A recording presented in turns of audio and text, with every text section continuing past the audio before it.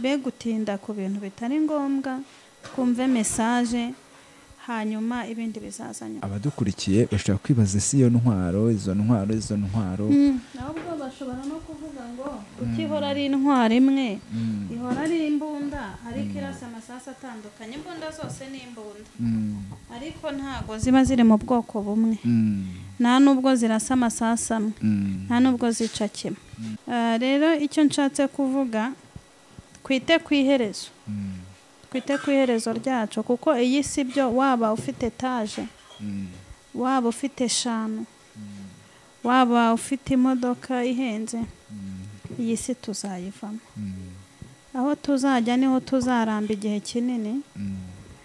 Rero twite ku iherezo. Uwagutumye yagutumye kuzikoresha iki?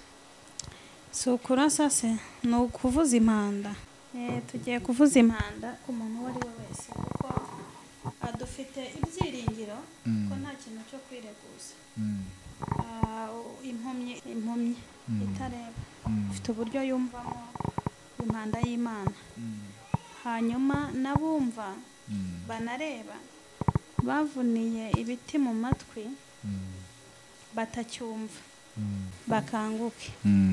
Hanyuma nyuma yo kuvuza impanda n'ubundi hari itangazo, ni nk'itangazo rya nyuma. Nimumfashe dushimire aba bahanga Relax Life Center. Muri uru rugo n'uwazahaye hava ari injege, bamukorera isuzuma rusange bakareba imikorere y'umubiri, maze abazahajwe na amibe, igifu, umwijima, indwara z'ubuhumekero, ibibazo byo kutuzuza inshingano z'abashakanye, indwara z'imitsi n'izindi, bakazibamururaho bakoresheje inyongeramirire n'ubundi buhanga nka reflexology massage yongera ubwirinzi bw'umubiri, ikarinda na stress. Bagukorera imbonerahamwe y'imirire ijyanye n'ikibazo ufite, maze mbere yo kugusezerera ukongera ugakorerwa isuzumwa rusange kugira ngo utahe ntacyo utaka. Uvuye kuri gare ya Kimironko utaragera ku rusengero rwa Foursquare Gospel Church, urabona icyapa cy'ikigo Relax Life Center. Telefone ni 0788302368. Iyi nimero iri no kuri WhatsApp. Ngaho injira mu mwuka rero, hanyuma uririmbira Imana.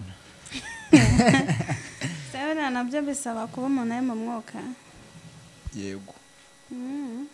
Imirimo yose dukorera Imana, dukorera abantu b'Imana, tugomba kuba turi mu mwuka. Mfashe ndaririmba gatoya, ntago ari kanini. Mana unyuranye ibihe, mana unyuranye ibihe, nk'ibyo wanyuranyije Abisiraheli bakiri mu maboko y'uburetwa bwa Farawo. Mana unyuranye ibihe, mana unyuranye ibihe, nk'ibyo wanyuranyije Abisiraheli bakiri mu buretwa bw'amaboko ya Farawo. Ako konyine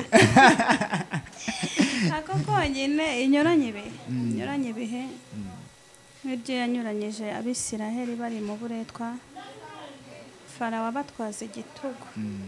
Inyuranye ibihe rero mu buryo bwose. Buriya kunyuranya ibihe harimo ibintu byinshi, n'isengesho rikomeye cyane.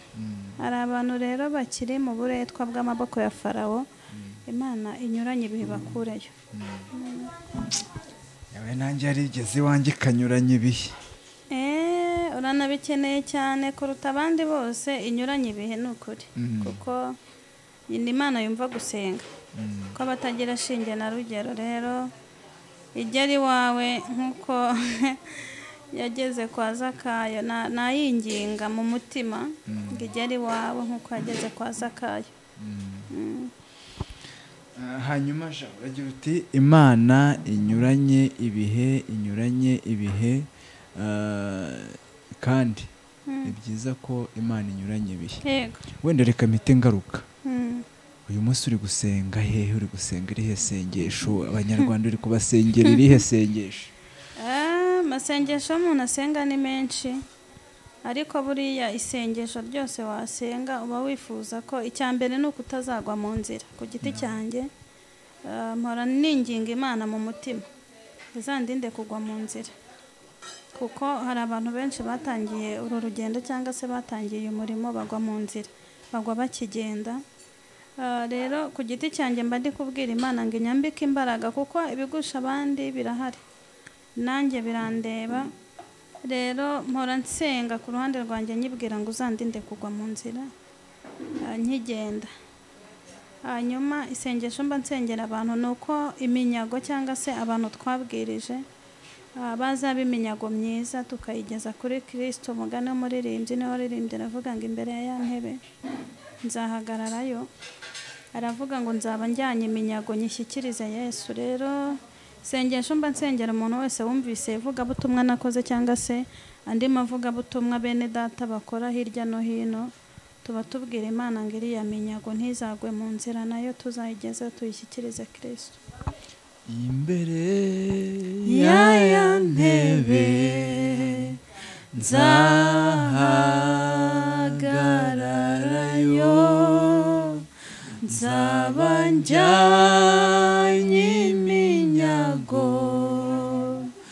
nyishyikirize Yesu. Yanyishyuriye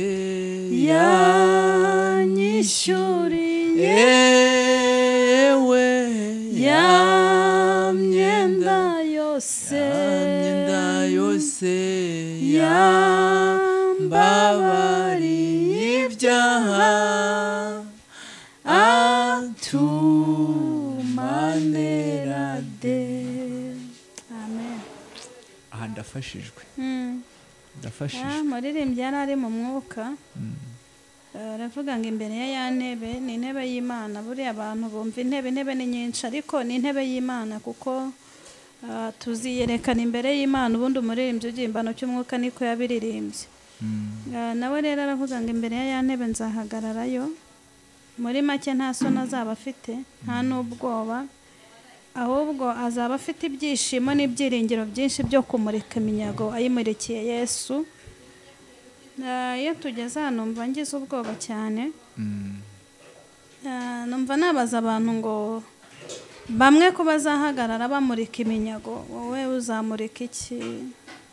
Uzamurika bujura wakoze, uzamurika butekamo twakoze, uzamurika kubeshya, uzamurika gushira isoni, uzamurika ubwibone, uzamurika ubwicanyi. Numva ngize ubwoba cyane, nkabaza ngo ese Mana, muntu azamurika iki? Imana idushoboze iyi minyago tuzayimurikire Yesu. Ahangaha ubwiye abafite iminyago, ariko hari n'iminyago nayo ubwayo kandi igomba kugera. Iminyago irahari, ariko iminyago n'ubwo ihari igira gisunika, kuko amaboko atentebutse agira uyafata. Buriya iyo umuntu acitse imbaraga ntabwo ari igihe cyiza cyo kumuta, ahubwo ni igihe cyo kumufata ukamukomeza. Bishatse kuvuga ngo nimba ufite iminyago, we kwirara ngo wumve ko yagezeyo. Ibyayihize cya gihe biracyahari, ibyatuma itagera i Kanani biracyahari, ibyatuma basubira mu byaha biracyahari. Nyine ni uguhozaho, kandi natwe turushaho kwera imbuto zikwiriye abihannye, utazatahira kubwiriza iminyago ibyo udakora. Mbere y'uko tubwiriza natwe tubanze tugire ibintu twiyambura. Imana ishimwe. Ni ukwiyambura ibitari iby'Imana, tukambara nyine imyenda mishya.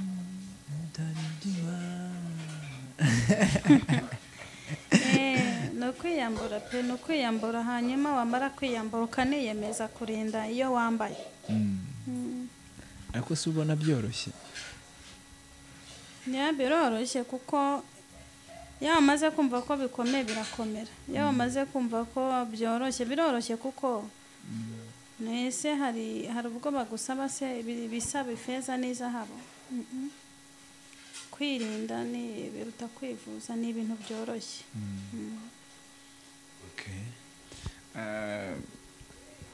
Agira uti kwirinda ni ibintu byoroshye kuruta kwivuza.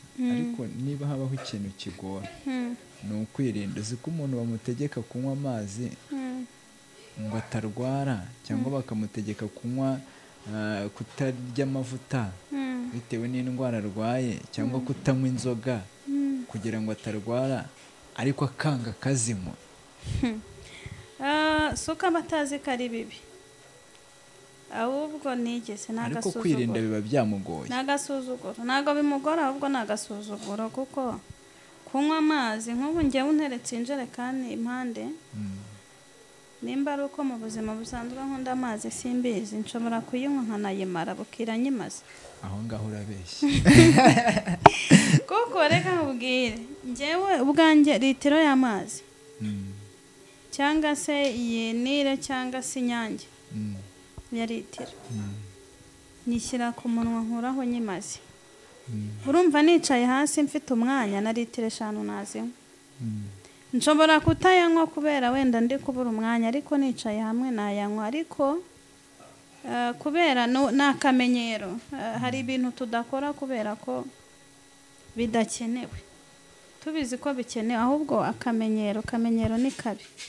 ejo bundi hari umuvugabutumwa umwe yigishije ijambo ry'Imana aravuga ngo Saduraka na Meshake na Abedenego bageze ibwami ngo inkone y'umwami bayitegeka ko izajya ibaha ibyo kurya byo ku meza y'umwami.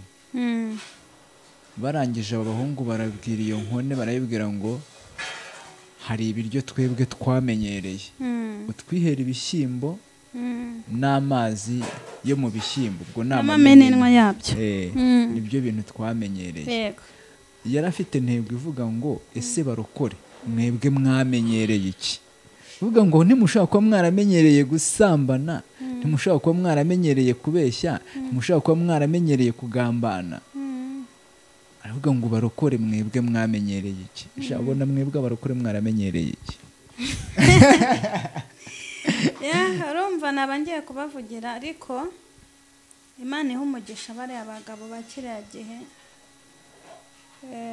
iha umugisha Saduraka na Meshake na Abedenego kuko hari nk'igihe usenga Imana ikakubwira ngo nibyo ijuru birahari ariko ibyicaro si bimwe.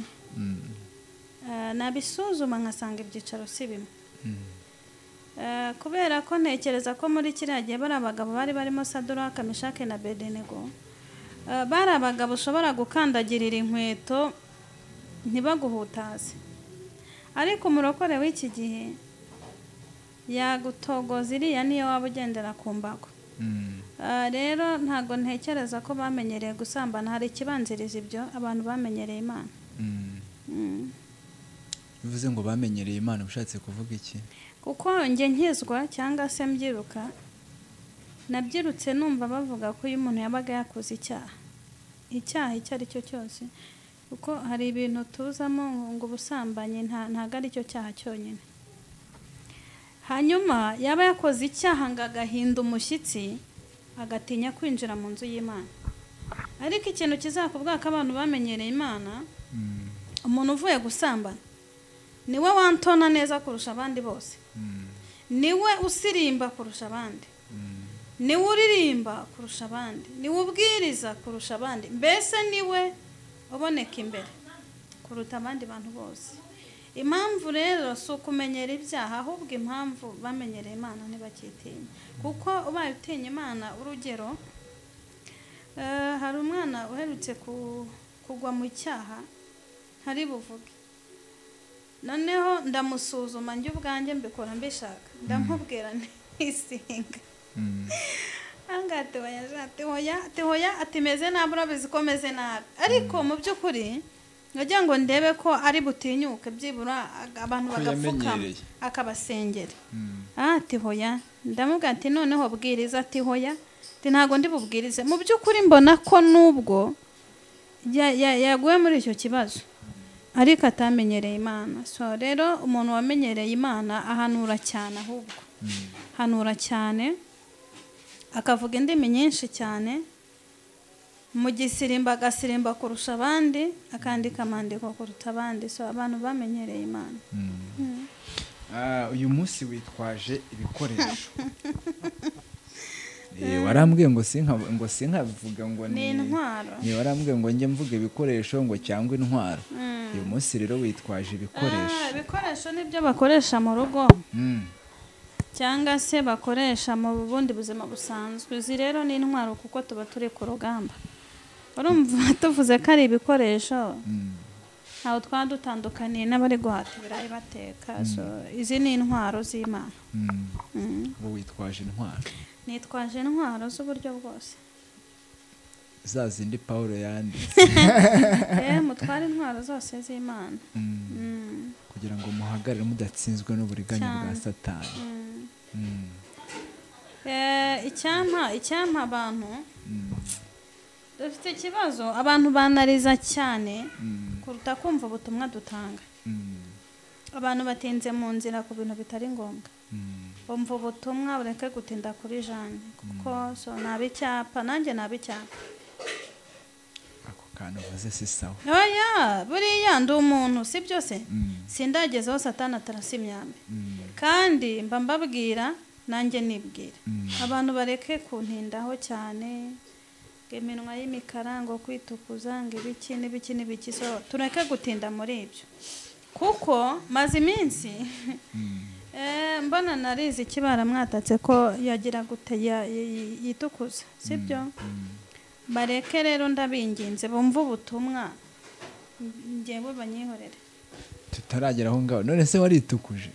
Hoye ahubwo muri komenti n'ubushize wabimbajijemo hari nk'abantu babimbwira, hari n'abampamagara nyine twe gutinda nyine ku bintu bitari ngombwa. Njyewe ushobora kunkererwaho kandi ndi kuvuza impanda ngo ubone ubugingo. Ubugingo nibwo bw'ingenzi. Rero abantu bareka gutinda ku bintu bitari ngombwa ahubwo bumve ku butumwa tuba tuzanye. Nicyo gikuru kuruta ibindi byose. Uyu mubiri ntaho uhuriye n'umutima. Uyu ni umubiri uhinduka isaha ku isaha. Umutima rero uvuga ibi cyangwa se unshamo baba ari we baha agaciro kuruta kureba isura yanjye. Isura se ni iki? Isura ni ibyondo, isura irahinduka isaha ku isaha. Gusa wenda batarabonye ikiganiro cy'ubushize bashobora bibaza ati se uri impamvu abikomaseho ntiyitukuje koko? Oya ntacyo, nta nubwo njyewe ntinda ku bantu kuko buri bitinze ku bantu cyane uba utazi ibyo urimo. Ahubwo nkanguriye abantu kumva mesaje kuruta kuba bakwanariza umuntu. Yego. Ikijya mbere ni mesaje. Hanyuma ku byo babona bitagenda neza, rega nabo ni abakozi b'Imana. Bajye basenga. Ikindi buriho kugira ngo umuntu ajye kuri social media gutuke utari bumusubize, nace mu gikari akuvugishe akubaza amakuru y'impamo ashaka kukubaza cyangwa se munahure kuko iyo uhuye n'umuntu asanga ukuri cyangwa se ukagufata bitandukanye. Rero njye nshishikariza abantu kumva mesaje kuruta ibindi byose. Ushatse kuvuga ngo igipfunyitse mu ibahasha nicyo gifite agaciro kurusha ibahasha, kandi gifite agaciro kurusha uwazanye ibahasha cyane ko ushaka kubona ibahasha hasi ukanayicaho kubera ko nyine ni ibahasha. Ariko buriya iyo ugize umugisha wo guca bugufi ukayegera ushobora gusanga harimo impozamarira umaze igihe usengera. Ariko iyo unyuze witera ishoti ntago, kuko Imana idukoresha ntago ariyo yibeshya ku muntu. Ntago ariyo yibeshya ku muntu kandi ni Imana irambagiza ikananenga. Njye niko mbyizera. Rero ningingira abantu umwanya tuba dufashe hari ibintu byinshi twagakoze byinjiza byunguka. Rero abantu bumve mesaje kuruta kureba ngo uriya mukobwa n'inzobe cyangwa n'igikara, ibyo ntacyo bivuze. Uyu mubiri nambaye si wo nzambara ngezeyo. Be gutinda kuri ibyo. Ikindi bajye bareba ku mbuto twera, wenda ku batuzi bajye bareba ku mbuto, bareke iby'amasura n'ibiki kuko ndi umukobwa. Icyambere cyo umuntu yiyitaho umunsi ku munsi. Iyo wiyitayeho rero urugero nimba ubu nisiga amavuta y'igihumbi, Imana nintera iteka nkisiga nk'ay'ibihumbi 10 cyangwa 20, iyi fesi babona siyo bazabona. Be gutinda ku bintu bitari ngombwa, twumve mesaje hanyuma ibindi bizaza nyuma. twigarukire ku bikoresho mbabarira ku ntwaro ega nta kibazo. twigarukire ku ntwaro Imana yaguhaye. Abadukurikiye bashobora kwibaza si iyo ntwaro izo ntwaro ahubwo bashobora no kuvuga ngo kuki ihora ari intwaro imwe, ihora ari imbunda ariko irasa amasasu atandukanye. Imbunda zose ni imbunda ariko ntago ziba ziri mu bwoko bumwe, nta nubwo zirasa amasasu amwe, nta nubwo zica kimwe. aho ushatse kuvuga iki? Nshatse kuvuga ngo hari imbunda bita pistoli, hari n'imbunda nini ariko zose ni imbunda. Rero icyo nshatse kuvuga, twite ku iherezo, twite ku iherezo ryacu, kuko iyi si byo waba ufite etaje, waba ufite eshanu, waba ufite imodoka ihenze, iyi si tuzayivamo. Aho tuzajya niho tuzaramba igihe kinini. Rero twite ku iherezo kuruta ibindi. Hanyuma izi ntwaro uwagutumye yagutumye kuzikoresha iki? Si ukurasa se, ni ukuvuza impanda. Ni ukuvuza impanda bakava mu byaha.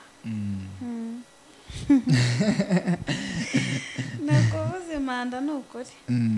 Ni ukuvuza impanda kubera ko ubundi Imana ikunda umuntu, ikunda umuntu yaremye. Nubwo yanga akagomera Imana, nubwo twanga tukagoma, nubwo twanga ntitwumvira Imana, nubwo baduha message ntituzumve, ariko Imana ikunda umuntu yaremye. Iracyateza ibiganza rero ku muntu uwo ari we wese uzatsindwa. Rero ndagira ngo nyiriza intwari ko ibyo yagombaga gukora irabikora.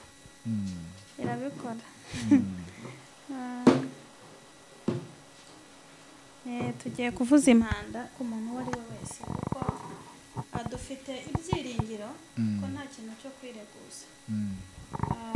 Impumyi ifite uburyo yumva konegisiyo y'ijuru. Impumyi itareba ifite uburyo yumvamo impanda y'Imana. Hanyuma n'abumva banareba bavuniye ibiti mu matwi batacyumva. Abataha ntacyo bitwaye. Ntacyo bitwaye. Tugiye kuvuza impanda, kandi nubwo tugiye kuvuza impanda, ikigiye kuvuza impanda gifite n'amashami. Birashobora ko atagaragara, ni amashami yumye yakokowe. Si uri kubibona? Ni amashami yumye yakokowe. Kandi ndabona atarakokowe n'intoki, ahubwo yaratemwe. Yagiye atemwaho amashami yumye yakokowe. Hanyuma hejuru cyangwa se kuri iri sasu ryanjye nza gukoresha mvuza impanda, ababireba rihiyeho. Ubwo nuko twajimije umuriro, bivuze ngo impanda n'umuriro biragendana. Impanda n'umuriro ni ibintu bigendana. Impanda, umuriro, gukokorwa kw'amashami, birashoboka ko hakokorwa muri aya mashami ukajugunywa mu muriro. Hanyuma itanura ry'umuriro naryo rikaba itanura ry'umuriro, kandi rikoreshejwe muri bamwe banze kuva mu byaha. Hari abantu banze kuva mu byaha, baryohewe nabyo, baguwe neza mu businzi, baguwe neza mu busambanyi, baguwe neza mu bwibone, baguwe neza mu byaha. Mu nzu y'Imana habaye ubwidagaduriro bw'abantu bakora ibyaha. Hari igihe ugira iyerekwa ukabona mu nzu y'Imana abantu bari gukinagirana ibyaha bameze nk'inyana zivuye mu ruhongori. Rero Imana irambiwe bene abo bantu. Turi kuvuza impanda. Yego, tugiye kuvuza impanda. Hari abantu basinziriye mu byaha, bongere bumve impanda y'Imana bakanguke. Hanyuma nyuma yo kuvuza impanda n'ubundi hari itangazo, ni nk'itangazo rya nyuma, kugira ngo umuntu atazagira ikintu yireguza. Yego.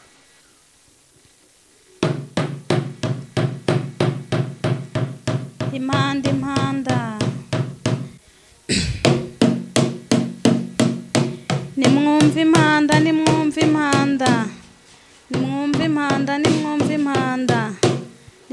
nimwumve impanda nimwumve impanda impanda impanda nimwumve impanda nimwumve impanda. Yego tumaze kuvuza impanda. Hanyuma impanda urayivugije. Arega ngenda cyateza amatwi ngo numve. Yego cyateza amatwi ngo wumve impanda. Uko biri kose nta kintu kitagira ingaruka nziza cyangwa se mbi. Yego. Iyi mpanda ishobora kugira ingaruka nziza cyangwa mbi. Ku bazumva impanda bagashyira mu bikorwa ibyo Imana ibasaba ni umugisha ukomeye kuri bo, kuko nta kindi kintu Imana ifite cy'agaciro. Ni abantu yaremye, ni abantu batumye itanga umwana wayo. Yatanze umwana wayo Yesu, arabambwa apfa ku bwacu, urupfu yari gupfa nitwe twarupfuye. Ntago rero izaguma irebera, yaratanze umwana wayo. Ni nacyo kintu kibabaza cyane amanywa nijoro, igahora ivuza impanda ikangurira abantu kuva mu byaha. Abantu kenshi iyo bumvise impanda bagira ubwoba bagahinda umushyitsi. Niyo mpamvu rero Imana iri kuvuza impanda. Nabivuze ngitangira ndavuga ngo iki ni igiti. Igiti gisobanura ibintu byinshi. Igihe kimwe Yesu ngo ari mu nzira agenda, ngo arasonza.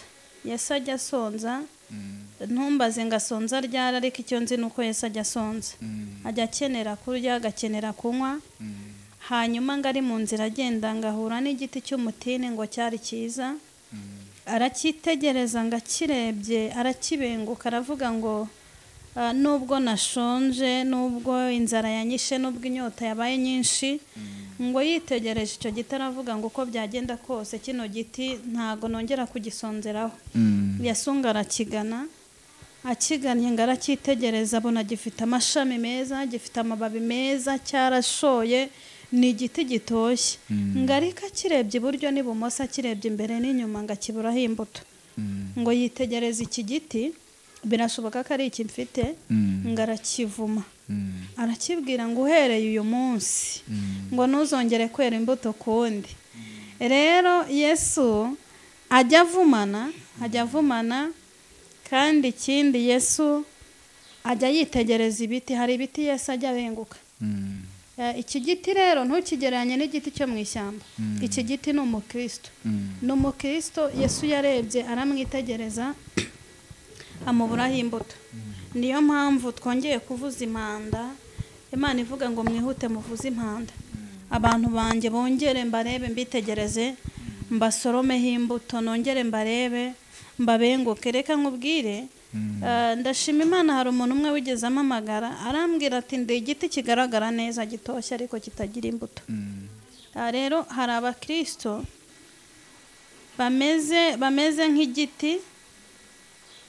bameze nk'igiti kitagira amashami. Wamureba ukabona ni igiti cyiza ariko mu buryo bw'umwuka adafite ishami. Rero urabona n'iki giti birashoboka nacyo ko cyahuye na Yesu. Iki cyo ntiyakivumye gusa, urabona ko gifite amashami, natangiye mbivuga, ariko ni amashami yagize gute, yatemwe. Aya mashami rero atera imbuto imbere y'Imana aratemwa. Iyo atemwe ajugunywa hasi. Kandi ni ukuvuga ngo ishami iyo rihubutse rihubuka nabi. Uritema ntago areba ngo ese riragwa ku giti, nishaka rigwe ku giti, ariko aya mashami yaratemwe. Rero mu gutemwa kw'aya mashami yajugunywe mu muriro. Kuko urabona iki giti ni igiti cyumye. Ubundi nakoreshaga igiti kibisi, ariko ababibona iki ni igiti cyumye ariko cyakokowe. Hanyuma ku mutwe w'iki giti, mbese ni abantu bahagaze mu nzu y'Imana, badashobora guhindukira ngo bave mu byaha, baguwe neza mu bintu barimo, badahugurwa, badakorwaho. Kubera ikofi bafite ntibahugurwa, kubera imodoka nziza, umusanzu batanga mu rusengero, uyu muntu akora ibyaha bakarebera. Yesu rero ntago wazaguma arebera nk'uko abantu barebera. Niyo mpamvu nyuma yo gutemwa kw'aya mashami yumye, iki giti urabona nubwo gihagaze ariko kirumye.